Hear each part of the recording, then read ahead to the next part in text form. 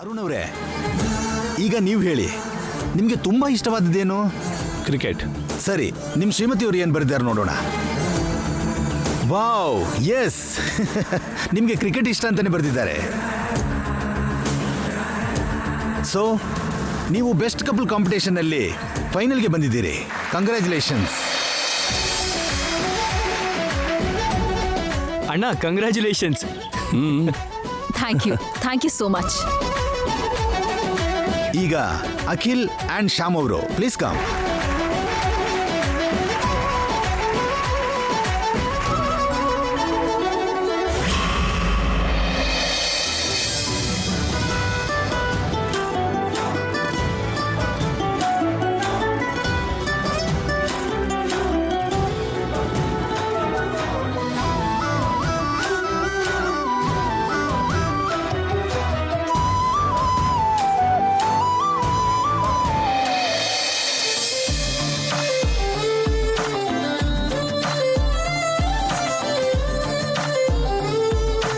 ಅಖಿಲ್ ಅವರೇ, ನೀವು ಹೇಳಿ, ನಿಮಗೆ ತುಂಬಾ ಇಷ್ಟ ಆಗೋದೇನು?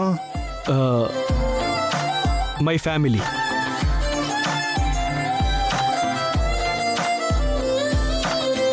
ಸರಿ, ನಿಮ್ಮ ಶ್ರೀಮತಿಯವರು ಏನು ಬರೆದಿದ್ದಾರೆ ನೋಡೋಣ. Please turn the board.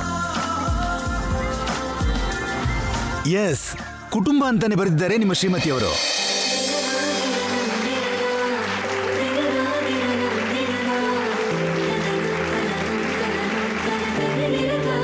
Sir, ನಿಮ್ಗೇನು ಇಷ್ಟ ಆಗಲ್ಲ? ಸುಳ್ಳು ಹೇಳೋದು. ನಿಮ್ಮ ಮಿಸಸ್ ಏನು ಬರೆದಿದ್ದಾರೆ ನೋಡೋಣ. ಎಸ್, ಸೂಪರ್, ಅದನ್ನೇ ಬರೆದಿದ್ದಾರೆ.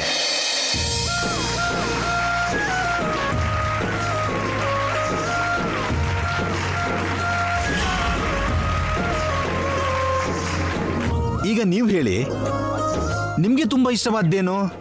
ಕೃಷ್ಣ.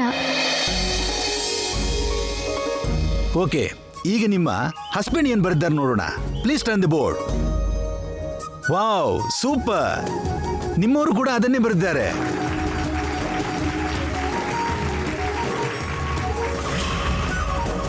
ನಿಮ್ಗೆ ಇಷ್ಟ ಇಲ್ದಿರೋದೇನು ಹೇಳಿ? ಕೃಷ್ಣನ ಮರೆಯೋದು. ನಿಮ್ಮ ಮನೆಯವ್ರ ಬೋರ್ಡ್ ಮೇಲೆ ಏನು ಬರೆದಾರೆ ನೋಡೋಣ. ಬೋರ್ಡ್ ಟರ್ನ್ ಮಾಡಿ. ವಾವ್, ಸೂಪರ್, ಪರ್ಫೆಕ್ಟ್, ನಿಮ್ಮವರು ಕೂಡ ಅದನ್ನೇ ಬರೆದಿದ್ದಾರೆ.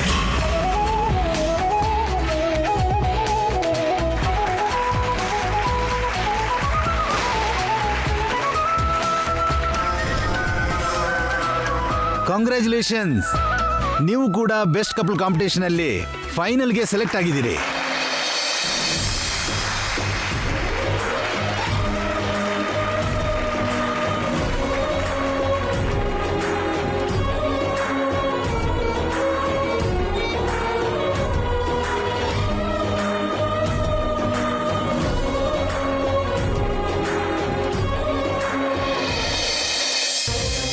ಈಗ ಬೆಸ್ಟ್ ಕಪಲ್ ಕಾಂಪಿಟೇಷನಲ್ಲಿ ಫೈನಲ್ ರೌಂಡ್ ಶುರು ಆಗ್ತಿದೆ.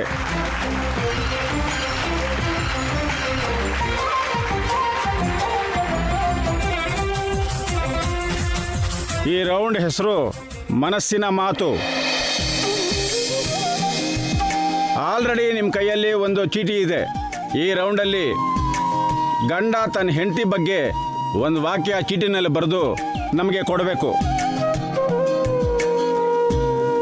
ಆ ವಾಕ್ಯನ ಗಂಡ ಆಕ್ಟ್ ಮೂಲಕ ಹೆಂಡತಿಗೆ ತೋರಿಸ್ಬೇಕು. ಹೆಂಡತಿ ಅವ್ರ ಮನಸ್ಸಿನ ಮಾತನ್ನ ಕರೆಕ್ಟಾಗಿ ತಿಳ್ಕೊಂಡು ನಮಗೆ ಹೇಳಬೇಕು. ಹಾಗೆ ಹೆಂಡತಿ ಕೂಡ ಇನ್ನೊಂದು ಚೀಟಿಲಿ ಬರೀತಾರೆ. ಹೆಂಡತಿ ಮನಸ್ಸಿನ ಮಾತನ್ನ ಗಂಡ ತಿಳ್ಕೊಂಡು ನಮಗೆ ಹೇಳಬೇಕು. ಲೈಕ್ ಡಮ್ ಶರ್ಟ್ ಆಟ ಇದ್ದ ಹಾಗೆ. Let's start now.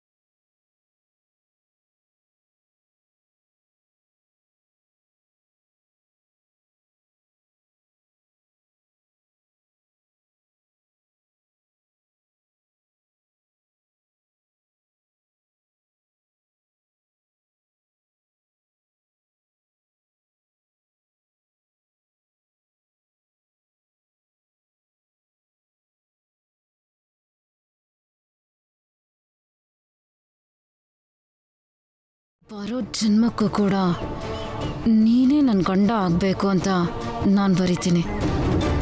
ಅರ್ಥ ಆಯ್ತಾ? ಓಕೆ. ನೀನು ನನ್ನ ಬಗ್ಗೆ ಏನು ಬರೀಬೇಕು ಅಂದ್ಕೊಂಡಿದ್ಯಾ? ನೀ ನನ್ನ ಹಣೆ ಬರಹ ಅಂತ ಬರೀತೀನಿ. ಅದೇ ಬರಿ, ಆದರೆ ಹಾಗೆ ಬರಿಬೇಡ. ನಾನು ನಿನ್ನ ಅದೃಷ್ಟ ದೇವತೆ ಅಂತ ಬರಿ. ಓಕೆ.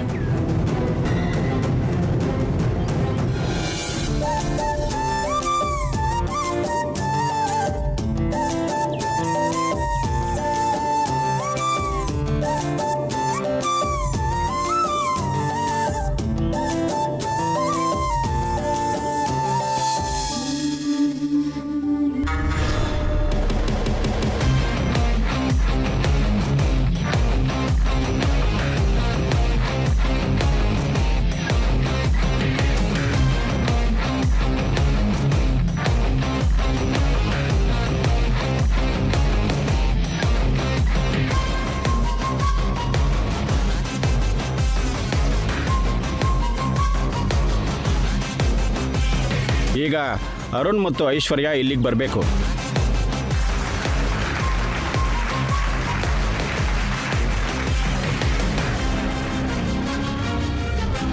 ಅರುಣ್ ಅವರೇ, ಈಗ ನೀವೇನು ಬರೆದಿದ್ದೀರೋ ಆ್ಯಕ್ಟ್ ಮಾಡಿ ನಿಮ್ಮ ಮಿಸಸ್ಗೆ ಹೇಳಿ.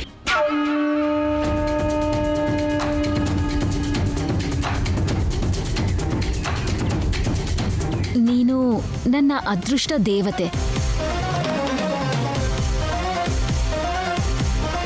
ಎಸ್, 100% ಕರೆಕ್ಟಾಗಿ ಹೇಳಿದ್ದಾರೆ.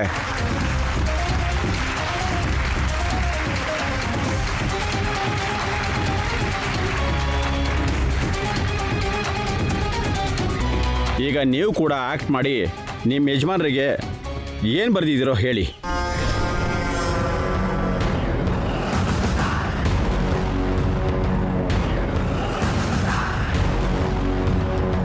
ಬರೋ ಜನ್ಮದಲ್ಲೂ ಕೂಡ ನೀವೇ ನನ್ನ ಗಂಡ ಆಗಿ ಬರಬೇಕು. Yes, 100% correct. ವಾವ್!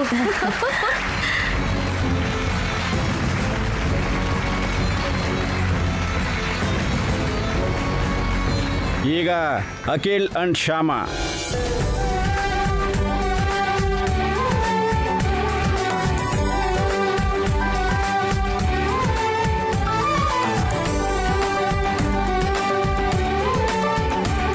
ಅಖಿಲ್ ಅವರೇ, ನೀವು ಚೀಟಿಲಿ ಏನು ಬರೆದಿದ್ದೀರೋ ಆ್ಯಕ್ಟ್ ಮಾಡಿ ನಿಮ್ಮ ಹೆಂಡತಿಯವ್ರಿಗೆ ತೋರಿಸಿ.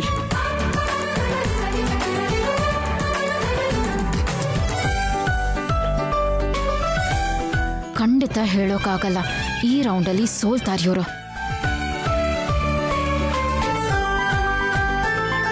ನೀನ್ ನನ್ಗೆ ಒಳ್ಳೆ ಸ್ನೇಹಿತೆ ಆಗಿದ್ಯಾ. ಎಸ್, ಕರೆಕ್ಟಾಗಿ ಹೇಳಿದ್ರಿ ಮೇಡಮ್.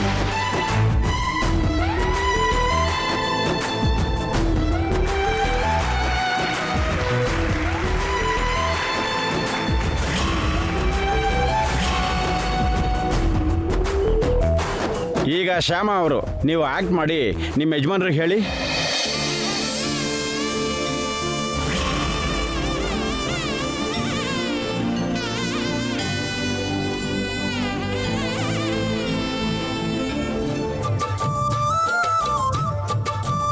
ನೀವು ನನಗೆ ಕೃಷ್ಣ ಕೊಟ್ಟಿರೋ ವರ.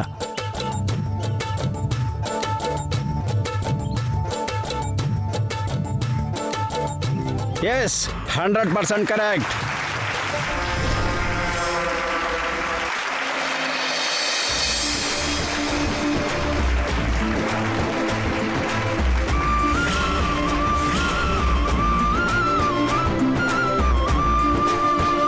ನೀವು ಹೋಗಿ ಕೂತ್ಕೊಳ್ಳಿ ಮೇಡಮ್.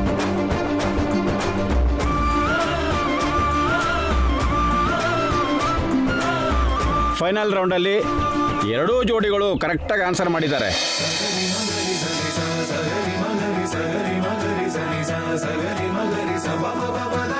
ಈಗ ಯಾರಿಗೆ ಪ್ರೈಸ್ ಕೊಡಬೇಕು ಅಂತ ಅರ್ಥ ಆಗ್ತಾ ಇಲ್ಲ.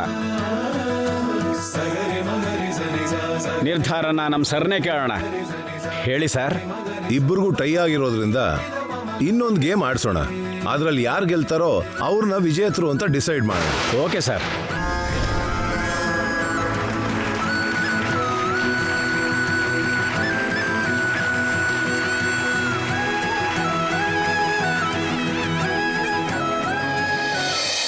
ಫೈನಲ್ ಅಲ್ಲಿ ಟೈ ಆಗಿರೋ 2 ಜೋಡಿ ಟಾರ್ಗೆಟ್ ಗೆಲ್ಲೋದೇ ಆಗಿರೋದ್ರಿಂದ ಅವರಿಗೆ ಈಗ ಕೊಡ್ತಿರೋ ಗೇಮ್ ನೇಮ್ ಕೂಡ ಟಾರ್ಗೆಟ್. ಗಂಡ ಹೆಂಡತಿ ಇಬ್ರು ಗುರಿ ಇಟ್ಟು ಟಾರ್ಗೆಟ್ ಬೋರ್ಡ್ಗೆ ಹೊಡಿಬೇಕು. ಯಾವ ಜೋಡಿ ಸೆಂಟರ್ ಪಾಯಿಂಟ್ಗೆ ಹೊಡಿತಾರೋ ಅವರನ್ನ ವಿನ್ನರ್ಸ್ ಅಂತ ಘೋಷಣೆ ಮಾಡ್ತೀವಿ. ಆ ಆಟ ಆಡ್ಸಕ್ಕೆ ಇನ್ನೊಂದು 10 ನಿಮಿಷ ಆಗತ್ತೆ.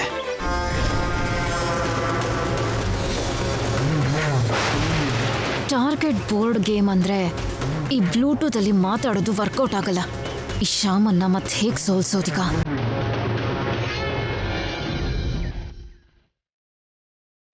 ಇದೇನು ಸಿಗ್ನಲೇ ಸರಿ ಇಲ್ವಲ್ಲ? ಇಲ್ಲೂ ಸರಿಯಾಗಿ ಬರ್ತಿಲ್ಲ. ಸರಿ, ಮನೆಗೆ ಹೋದ್ಮೇಲೆ ಮಾತಾಡ್ತೀನಿ.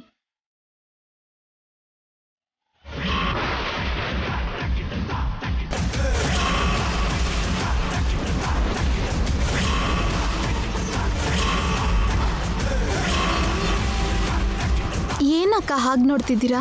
ನಿನ್ ಮುಖಕ್ಕೆ ಬೆಸ್ಟ್ ಕಪಲ್ ಪ್ರೈಸ್ ಬರ್ಬೇಕಾ?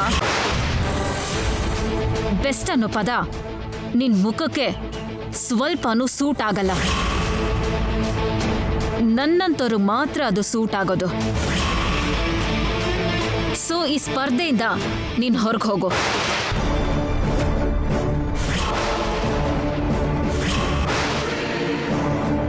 ಆಗ ಆಟೋಮೆಟಿಕ್ ಆಗಿ ಪ್ರೈಸ್ ನಮಗೆ ಬರುತ್ತೆ. ಏನಂತ್ಯ?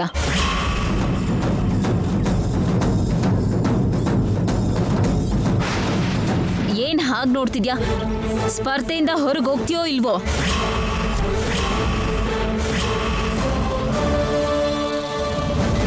ಕೇಳ್ತಿರೋದು ನಿನ್ನನ್ನೇ. ಸ್ಪರ್ಧೆಯಿಂದ ಹೊರಗೆ ಹೋಗ್ತೀಯೋ ಇಲ್ವೋ? ಹೋಗಲ್ಲ ಹೋಗಲ್ಲ ಅಕ್ಕ.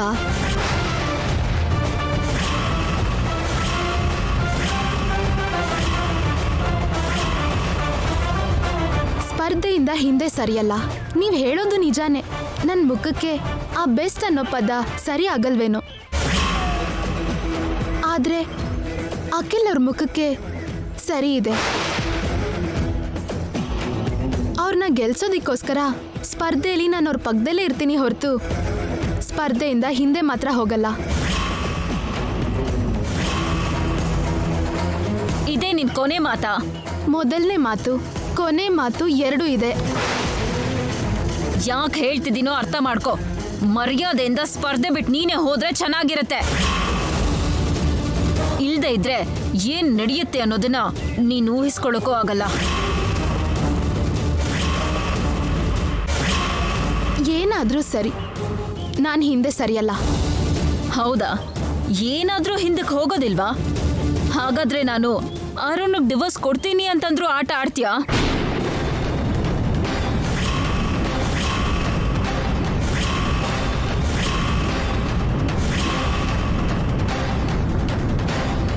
ಡಿವೋರ್ಸಾ? ಹೌದು. ನೀನು ಸ್ಪರ್ಧೆಯಿಂದ ಹೊರಗೆ ಹೋಗದೆ ಇದ್ರೆ ನಾನು ನಿನ್ನ ಭಾವಂಗೆ ಡಿವೋರ್ಸ್ ಕೊಡ್ತೀನಿ.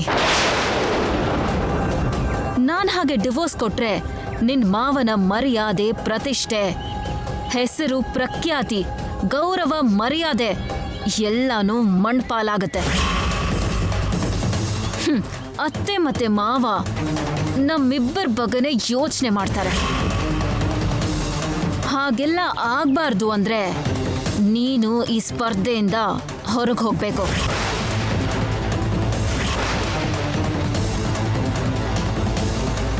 ಬೆಸ್ಟ್ ಕಪಲ್ ಅಂತ ನಾವೇ ಪ್ರೈಸ್ ಗೆಲ್ಬೇಕು. ಚೆನ್ನಾಗಿ ಯೋಚನೆ ಮಾಡಿ ನಿರ್ಧಾರ ತಗೋ.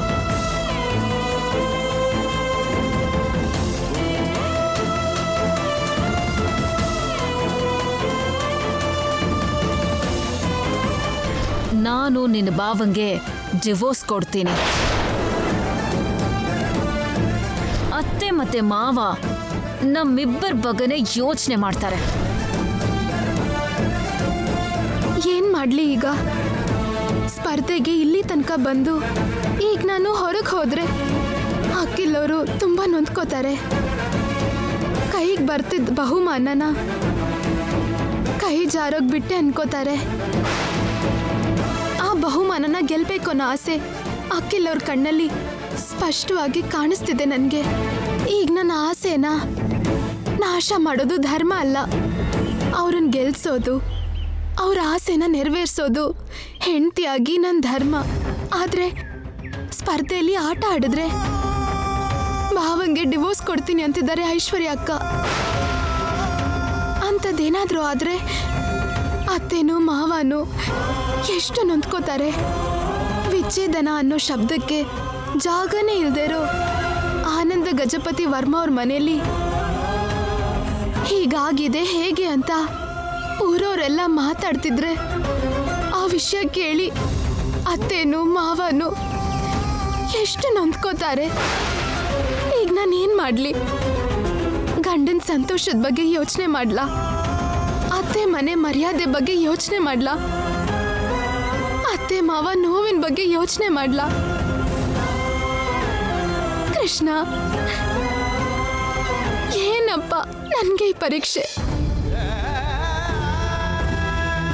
ಯಾಕೆ ನನ್ಗೆ ಕಷ್ಟದ ಪರಿಸ್ಥಿತಿಗೆ ತಂದಿಟ್ಟೆ? ಏನ್ ಮಾಡ್ಬೇಕು ಏನು ತೋಚ್ತಾ ಇಲ್ಲ.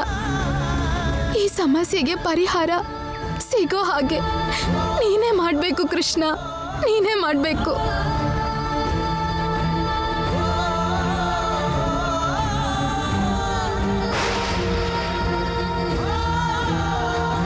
ಹೌದು, ಇಷ್ಟು ಚಿಕ್ಕ ವಿಷಯಕ್ಕೆ ಐಶ್ವರ್ಯ ಅಕ್ಕ ನಿಜವಾಗ್ಲೂ ವಿಚ್ಛೇದನ ಕೊಡ್ತಾರಾ? ನನ್ನ ಹೆದರ್ಸಿ ಸ್ಪರ್ಧೆ ತಪ್ಸೋದಕ್ಕೆ ಹಾಗೆ ಹೇಳಿರ್ತಾರೆ. ಖಂಡಿತ ಹಾಗೆ ಆಗಿರುತ್ತೆ. ನಾನು ಹೋಗಿ ಸ್ಪರ್ಧೆಲಾಡಿ ಅಖಿಲ್ ಅವ್ರನ್ನ ಸಂತೋಷ ಪಡಿಸ್ತೀನಿ.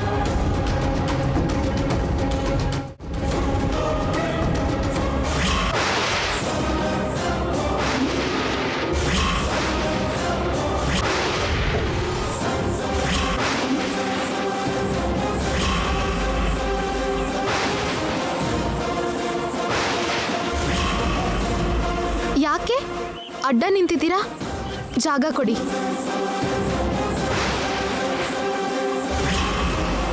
ಹೇಳಿದ್ ನಿಮ್ಗೆ, ಪಕ್ಕಕ್ಕೆ ಹೋಗಿ.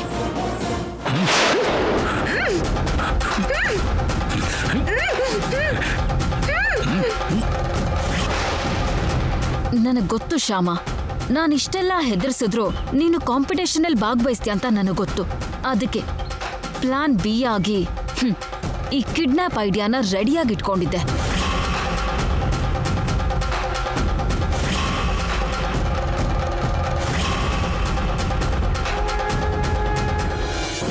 ಈಗ ಫೈನಲ್ ರೌಂಡ್ ಶುರುವಾಗತ್ತೆ. ಅರುಣ್ ದಂಪತಿಗೆ, ಅಖಿಲ್ ದಂಪತಿಗೆ ಸ್ವಾಗತ ಸುಸ್ವಾಗತ.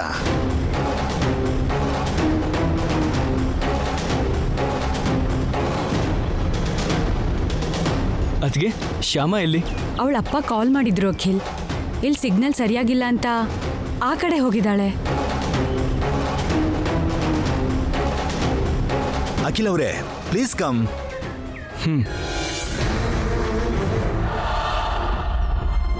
ಏನ್ ಸರ್ ಒಬ್ಬರೇ ಬಂದ್ರಿ? ನಿಮ್ಮ ಮಿಸಸ್ ಇಲ್ಲಿ? ಅವಳು ಫೋನ್ ಮಾಡೋಕ್ಕೆ ಅಂತ ಹೋಗಿದ್ದಾಳೆ, ಬಂದ್ಬಿಡ್ತಾಳೆ. ಓಕೆ.